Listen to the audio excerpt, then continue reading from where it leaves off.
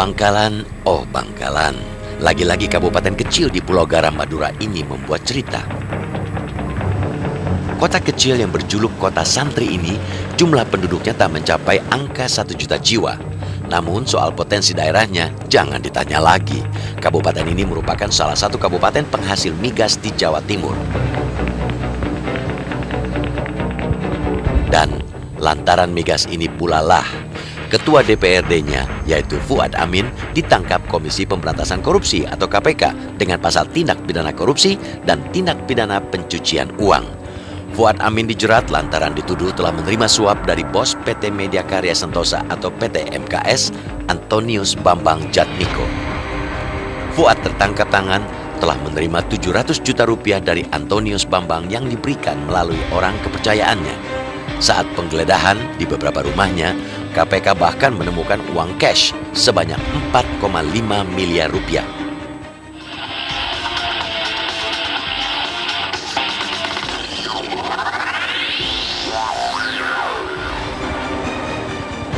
Kasus inilah yang salah satunya diungkapkan oleh Mathur Husyari CS kepada tim Realitas pada bulan Desember 2014 lalu, atau tepatnya 1 bulan sebelum peristiwa penembakan yang menimpa Mathur.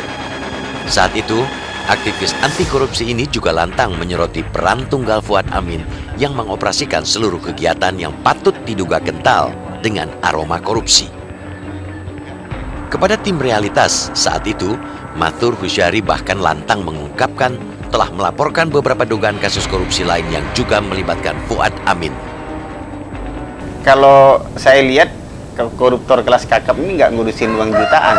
Tapi kalau si FA ini aneh, uang receh, dia pantau dan diambil. Ini yang saya kadang nggak habis pikir, ini penjahat kelas apa beliau ini gitu kan. Habis itu kita melaporkan kasus yang terakhir ini, saya datang sendiri ke KPK. Ada proyek pembangunan jalan akses dari kalau kita bilang di perumahan Giri Abadi ada pabrik es masuk ke pemakaman Pujuk Sara di Marta Jasa. Dan inilah penampakan proyek jalan akses perumahan Gria yang dilaporkan ini. Jalan akses sepanjang 2 km ini menelan budget Pemkab Bangkalan sebesar 23 miliar rupiah. Proyek yang didanai secara multi-years ini diduga sebagai proyek termahal se-Indonesia lantaran mahalnya biaya pembangunan per meter badan jalan. Untuk proyek pembangunan jalan Pujuk Sara ini, kita laporkan ke KPK, kemudian ada beberapa orang yang kecipratan dana ini, salah satunya adalah bupatinya, kemudian ada salah satu oknum lagi ini adiknya yang inisialnya IA.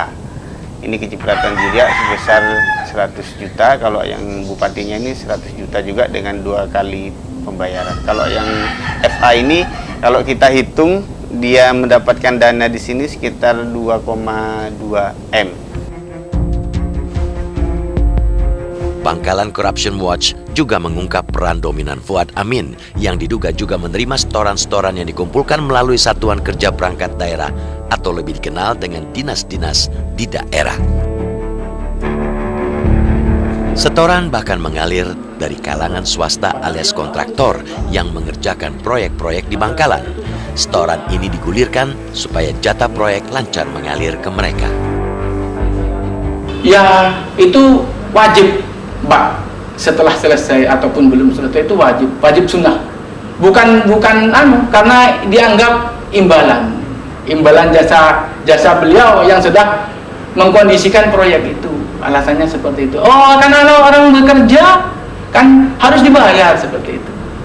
Ya, teman-teman, mungkin saya ngomong seperti ini, kalau teman-teman saya mau dijadikan ini kamu seperti ini, tolong bilang enggak, mungkin berani, Mbak. Sebatas saya aja. Artinya Bapak pernah? Pernah. Ya enggak seperti itu, ya enggak dapat pekerjaan.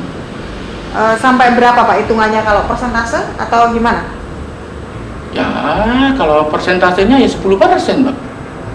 Bagaimana Bapak bisa yakin, ini Bapak misalnya, kasus Bapak, bahwa itu memang Pak Fuad bukan orang yang mengatasnamakan dia misalnya? Ataukah karena memang dia meminta langsung? Ya minta langsung, Mbak. Ya, terkait dengan isu tersebut, tentunya nanti kami akan buktikan di persidangan apakah tuduhan yang selama ini dituduhkan kepada klien kami itu benar atau tidak. Artinya kan isu-isu yang selama ini berkembang itu kan hanya asumsi. Untuk pembuktiannya kan nanti di persidangan pelaku penembakan kepada saudara Noto segera ditangkap agar dapatnya tidak menimbulkan fitnah. Kalau setiap ada kejadian dihubungkan dengan Pak Fuad, padahal bukti-bukti atau saksi-saksi tidak ada yang menyatakan bahwa ini ada hubungan dengan Pak Fuad, kan itu akan menjadi fitnah, kan citranya pun tidak bagus.